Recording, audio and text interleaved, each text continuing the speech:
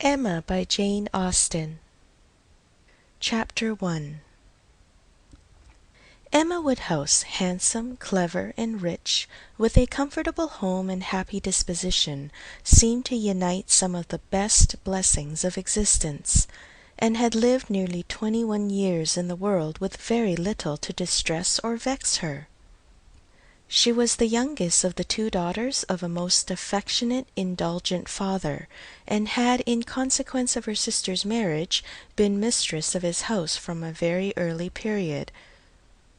Her mother had died too long ago for her to have more than an indistinct remembrance of her caresses, and her place had been supplied by an excellent woman as governess, who had fallen little short of a mother in affection. 16 years had Miss Taylor been in Mr. Woodhouse's family, less as a governess than as a friend, very fond of both daughters, but particularly of Emma. Between them it was more than the intimacy of sisters.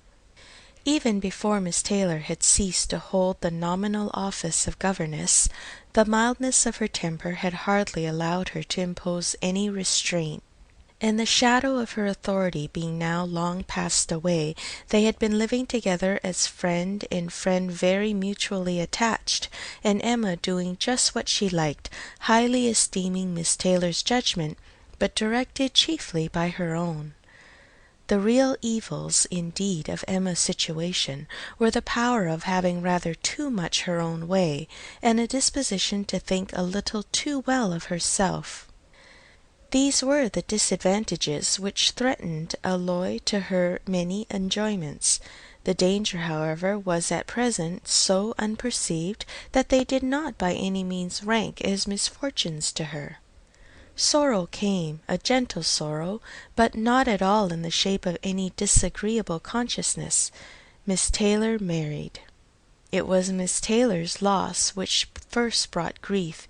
It was on the wedding day of this beloved friend that Emma first sat in mournful thought of any continuance. The wedding over and the bride people gone, her father and herself were left to dine together, with no prospect of a third to cheer a long evening. Her father composed himself to sleep after dinner as usual, and she had then only to sit and think of what she had lost. The event had every promise of happiness for her friend. Mr. Weston was a man of unexceptionable character, easy fortune, suitable age, and pleasant manners, and there was some satisfaction in considering with what self-denying, generous friendship she had always wished and promoted the match. But it was a black morning's work for her. The want of Miss Taylor would be felt every hour of every day. She recalled her past kindness, the affection of 16 years, how she had taught and how she had played with her from 5 years old, how she had devoted all her powers to amuse and attach her in health, and how nursed her through the various illnesses of childhood.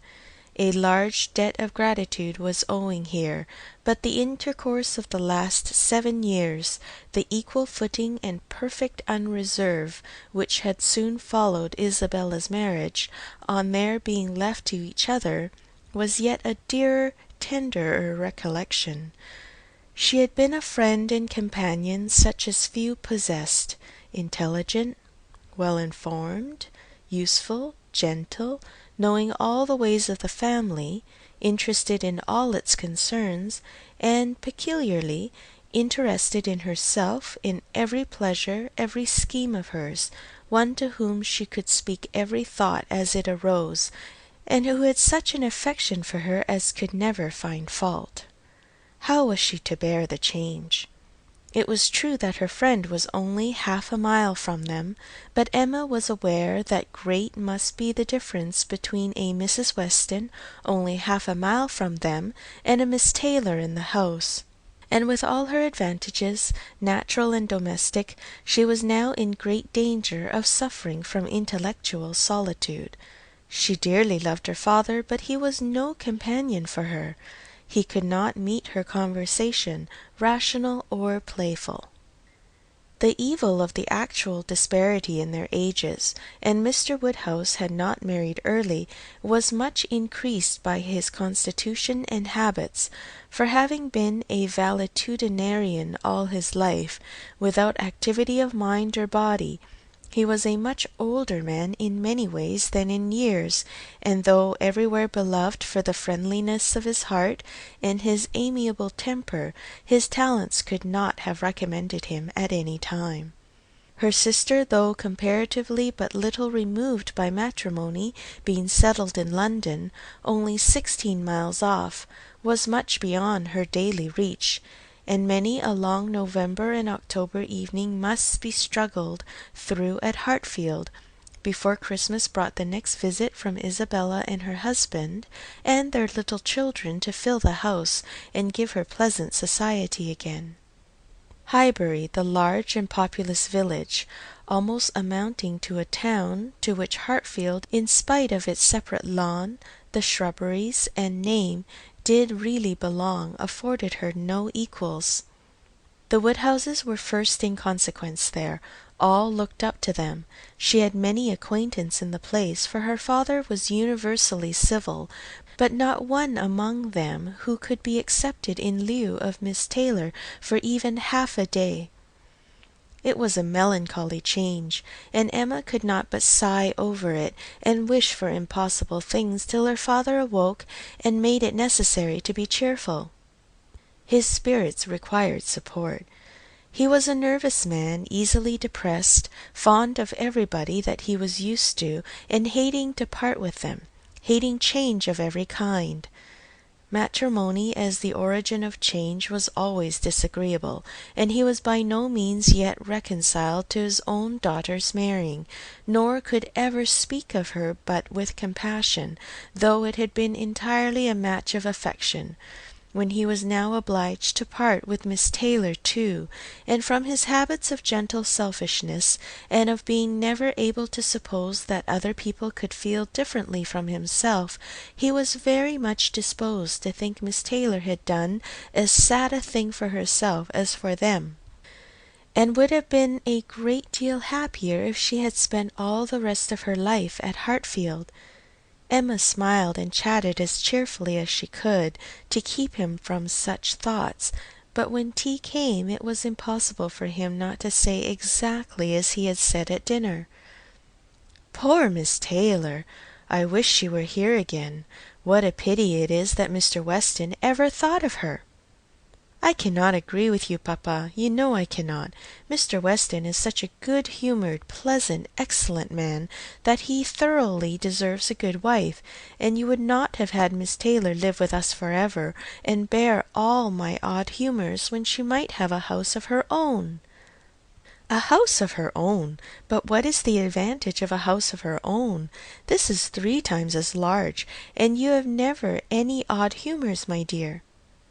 "How often we shall be going to see them, and they coming to see us! We shall be always meeting. We must begin. We must go and pay wedding visit very soon." "My dear, how am I to get so far? Randalls is such a distance. I could not walk half so far." "No, papa, nobody thought of your walking. We must go in the carriage, to be sure." "The carriage! But Jane will not like to put the horses to for such a little way, and where are the poor horses to be while we are paying our visit?" "They will be put up into Mr. Weston's stable, papa. You know we have settled all that already. We talked it over with Mr. Weston last night.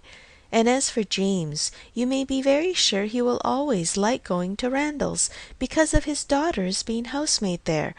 I only doubt whether he will ever take us any place else."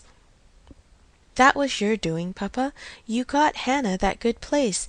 Nobody thought of Hannah till you mentioned her. James is so obliged to you."